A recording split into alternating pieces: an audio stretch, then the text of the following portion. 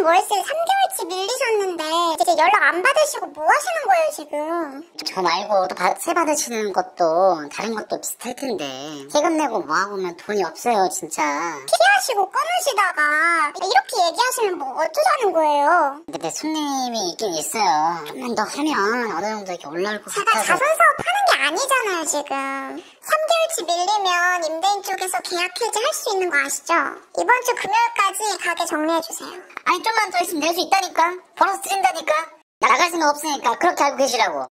안녕하세요. 부동산 분쟁 전문 변호사 최인영입니다. 지난 영상에서는 보증금을 안 주는 악성 임대인에 대해서 어떻게 대처해야 되는지 말씀드렸는데요. 오늘은 상가를 임대하신 경우 임차인이 돈을 내지 않을 때 단계별로 어떻게 대응하셔야 되는지 단계별 대처법 알려드릴게요.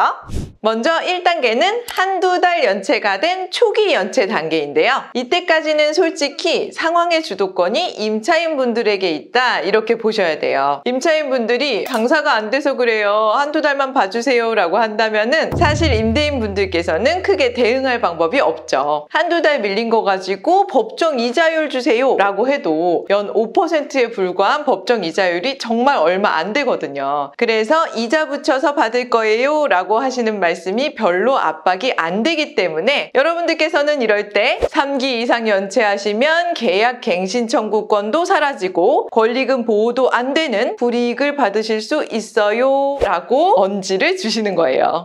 다음으로는 2단계인데요. 3개월에서 5개월까지 월차임이 연체되어서 경고 가능 단계입니다. 월차임이 3개월 이상 연체되면 법적으로 임대인은 계약을 해지할 수 있는 권리가 발생하는데요. 임대인이 일방적으로 계약 해지를 통보해서 임대차 계약이 적법하게 해지되었다 하더라도 임차인이 당장 나가지 않고 저 못 나가요 하고 버티면 소송을 통해서 임차인을 끌어낼 수밖에 없거든요. 그런데 소송 오래 걸리죠. 네, 1년씩 걸리는 게 소송이다 라고 제가 항상 말씀드리기 때문에 임대차 계약을 해지해야 되겠다 라고 마음을 먹으셨다면 임차인과 잘 이야기를 하셔서 나는 해지할 수 있는 권리가 있기 때문에 이 계약을 이제 종료했으면 좋겠다. 언제까지 나갈 수 있겠느냐 라고 의사를 타진해 보시고 협의를 통해서 적절한 시기에 합의로 나갈 수 있도록 만들어 보시는 것이 가장 좋은 방법이다 라는 거 알려드릴게요.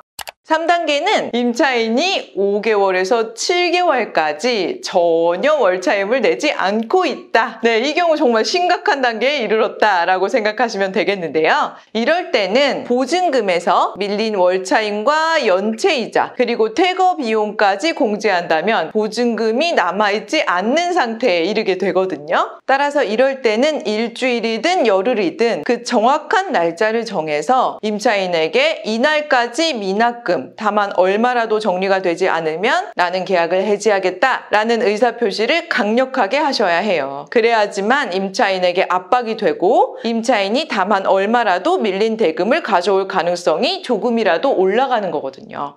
자, 그런데 이 단계도 넘어서서요. 4단계, 즉 밀린 월차임이 보증금보다 더 많습니다 라는 상태에 이르렀을 때는요. 이 임차인에게 손해배상과 해당 건물을 빨리 넘겨달라라는 건물 인도를 청구하는 소송을 즉시 제기하여야만 한다라는 말씀 드릴게요. 이러한 소송 절차 없이는 임차인이 현재 점유하고 있는 건물 자체를 넘겨받을 방법이 전혀 없거든요. 그리고 임대인이 내 건물이니까 이미 해지 통보도 했으니까 뭐 라고 하면서 임차인이 거주하고 있는 이 상가 건물에 직접 들어가서 물건이라도 끄집어냈다가는요. 주거침입죄와 손괴죄 등으로 처벌받으실 수 있거든요. 그래서 그렇게 하셔서는 절대로 안 되고 반드시 건물 인도 소송을 통해서 내 건물이지만 해당 상가를 인도해라 라는 판결문을 기초로 집행을 하셔서 건물을 넘겨받으실 수 있겠다라는 거고요. 그리고 이왕 가는 소송에서 손해배상을 청구하지 않을 이유가 없겠죠. 이 임차인이 이후에도 계속해서 해당 건물을 점유하면서 사용하였다면 계속해서 같은 월차임이 발생한 것으로 보아서 퇴거 시점까지 발생한 월차임의 지급을 청구할 수 있겠고요. 그리고 소송 비용과 퇴거 비용 등의 부대 비용도 손해배상으로 청구하실 수 있겠습니다. 이렇게 임차인을 상대로 손해배상 청구를 제기하실 때는 제가 항상 말씀드리는 거, 임차인의 재산을 미리 가압류해 놓는 것이 나중에 대금을 회수하시는데 큰 도움이 될 수 있기 때문에요. 위에 가압류 영상 참고하셔서 임차인의 어떤 재산을 가압류할 수 있는지도 생각해 보시면 도움이 될 것 같아요. 월차임 계속 밀려서 속상하시고 애태우시는 우리 임대인분들, 오늘 영상 참고하셔서 손실을 최소화하실 수 있기를 진심으로 바라고요. 임대인 특집 2탄으로 다음 편에서는요, 악성 임차인으로부터 권리를 보호받을 수 있도록 임대인이 반드시 넣어야 하는 임대차 특약에 대해서 설명드리도록 할게요. 오늘 영상도 도움되셨다면 좋아요와 구독, 알림 설정 부탁드리고요. 궁금하신 사항은 법률사무소 기린 홈페이지 통해서 질문 주시면 제가 정성껏 답변 드리도록 할게요. 그럼 저는 다음 시간에 더 유익한 영상 만들어서 오도록 하겠습니다. 감사합니다.